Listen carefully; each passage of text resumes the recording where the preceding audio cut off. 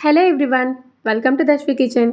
ఈరోజు మన ఛానల్లో మన ఇంట్లో పూజ చేసుకునేటప్పుడు కొబ్బరికాయలు అయితే ఉంటాయి కదండి, వాటితో కొబ్బరి ఉండలు ఎలా తయారు చేసుకోవాలో చూపించబోతున్నాను. మనం ఇంట్లో పూజ కానీ ఏదైనా వ్రతం చేసుకునేటప్పుడు కానీ ఇలా కొబ్బరికాయలు అయితే మిగులుతాయి కదండి, వాటితో ఏదైనా స్వీటే తయారు చేసుకోవాలని చెప్తారు. కాబట్టి ఈరోజు మనం వాటితో కొబ్బరి లడ్డూలు చేసేద్దాం. దానికోసం కొబ్బరికాయను కొట్టి ఇలా చిన్న చిన్న ముక్కలుగా కట్ చేసుకొని ఉంచుకోవాలి. వీటిని ఒక మిక్సీ జార్లో కొద్దిగా వేసుకొని పల్సేస్తూ మెత్తగా గ్రైండ్ చేసుకోవాలి. కావాలంటే మీరు ఈ కొబ్బరి వెనుక ఉన్న బ్రౌన్ పార్ట్ని రిమూవ్ చేసుకోవచ్చు, లేదంటే అలానే గ్రైండ్ చేసుకోవచ్చు. ఇలా గ్రైండ్ చేసుకున్న తర్వాత ఎన్ని కప్పులు వచ్చిందో ఒకసారి కొలుచుకోవాలి. నాకైతే ఇక్కడ మెజర్మెంట్ కప్తో 2 కప్పుల వరకు కొబ్బరి తురుము అయితే వచ్చిందండి.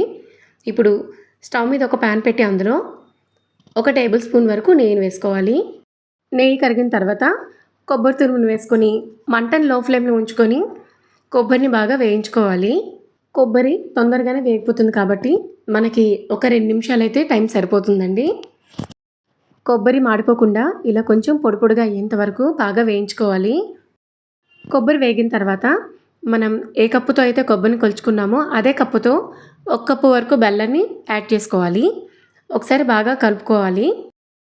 బెల్లాన్ని ఇందులో కరగనివ్వాలి. మనం బెల్లం తురుము చేసుకుంటే కనుక ఈజీగా అవుతుందండి. బెల్లం నిదానంగా కరిగి మొత్తం కొబ్బరితో కలిసి మనం ఉండలు చుట్టేంత వరకు కొంచెం టైం అయితే పడుతుంది. కాసేపటికి బెల్లం అంతా కరిగి ఇలా కొబ్బరిలో కలిసిపోతుంది.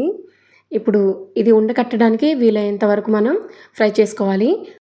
ఒక పావు గంట అయిన తర్వాత కొద్దిగా ముద్దను తీసుకొని అది కొంచెం గోరువెచ్చగా ఉన్నప్పుడు ఇలా ఉండకడుతుందో లేదో చెక్ చేసుకోవాలి. ఇలా ఉండకట్టినప్పుడు వెంటనే స్టవ్ ఆఫ్ చేసి కొద్దిగా గోరువెచ్చగా అయ్యేంత వరకు చల్లరనివ్వాలి.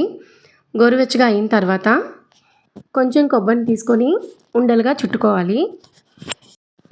మొత్తం అన్నిటిని కూడా అలానే లడ్డూలు చేసి పక్కన పెట్టుకోవాలి. ఇంతేనండి, సింపుల్గా కొబ్బరి బెల్లం లడ్డూలు మనం ఇంట్లో ప్రిపేర్ చేసుకోవచ్చు.